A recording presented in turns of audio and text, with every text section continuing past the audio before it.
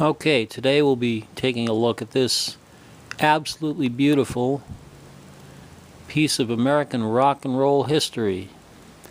This is a K hollow body bass. I don't actually know the model number, but I'm guessing it was built sometime in the early 60s. It has survived ever since it was given to me by my long deceased friend Jim. Needs its 50-year checkup, including a string change, and I'll be running through those things, not so much as a how-to, but more just to blow through them and show you some of the things it needs after all that time. And let's get down to a closer look, and then I'll get into the fixin'.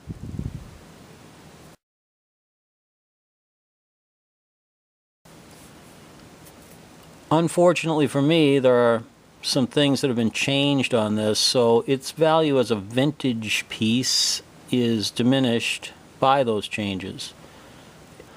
Let me show you a couple of those things. Here on the trapeze tailpiece, it looks like old Jimbo may have painted over that with some silver enamel paint instead of, having it re-chromed as a collector would do.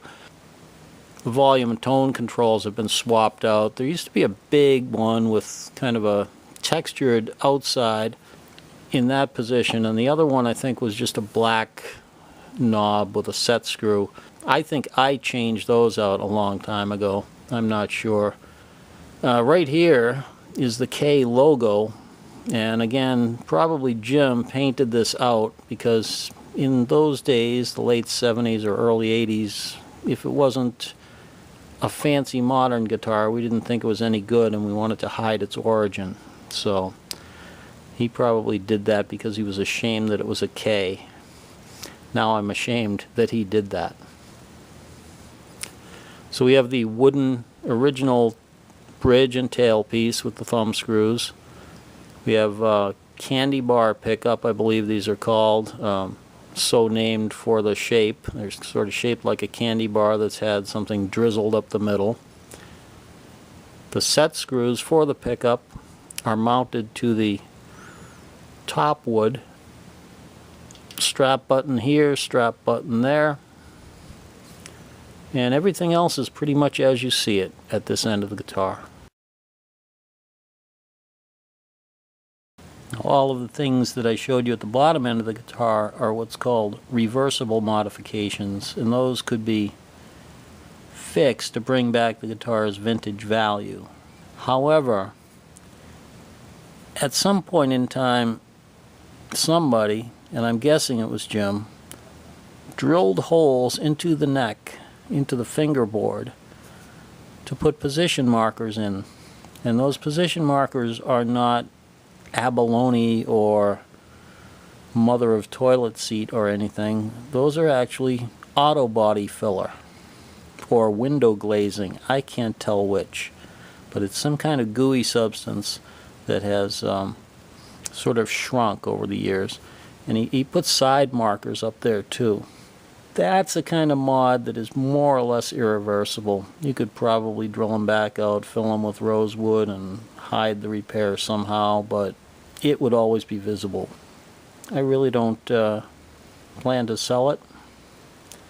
Maybe my estate will regret the fact that he did that, but this isn't really $1 million guitar to begin with. Now up here at the headstock, you have some really funky stuff happening. You do have some original cool stuff. You have the K music stand logo. Up here you have the K script logo in chrome, but I'm sure you've already noticed with horror there are two different types of tuners, and there's this. When I got this, there was a fifth tuner here because this tuner didn't work. So the solution somebody came up with was not to pull this out and replace it, but rather to drill a fifth hole into the headstock. And what was in there was an upside down tuner, an open back tuner that had been taken from a 6-in-line set off some other cheap guitar and hacksawed away, and you had to wind it the wrong way to tighten it because it was basically upside down. It did work, but holy hell, whoever came up with that solution ought to be shot. And you can see that the tuners, even from the factory, it's questionable how straight they were installed. They do sort of follow the contour of the headstock, but not quite.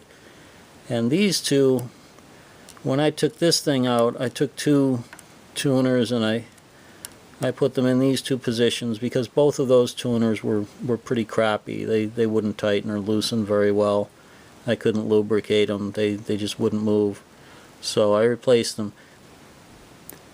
And now I'll point out something that I did wrong. When I rescued this out of my parents' attic when they moved a few years ago and kind of cleaned it up and wanted to play it again, it had some old round wound strings on it, and I thought that round wounds would wear down the frets quickly, and I also thought this guitar would sound pretty cool with flat wounds on it. So I went to the local music store and bought flat wounds. Now the sharp-eyed among you have probably noticed that these are the wrong flat wounds for this guitar because I have the windings actually installed into the pegs. That's a no-no for bass strings.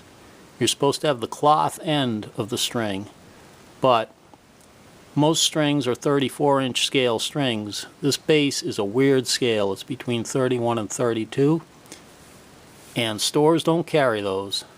So I put them on anyway just to see what it sounded like, and they've been on there for a while now, and they sound great.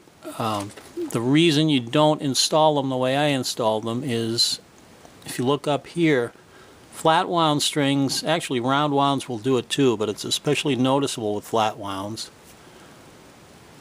The windings start pulling apart, and sometimes the pulling apart can extend down below the nut, and then it really screws up the string. It just doesn't play right. So what you're really supposed to do, and I'll show you the set that I've bought.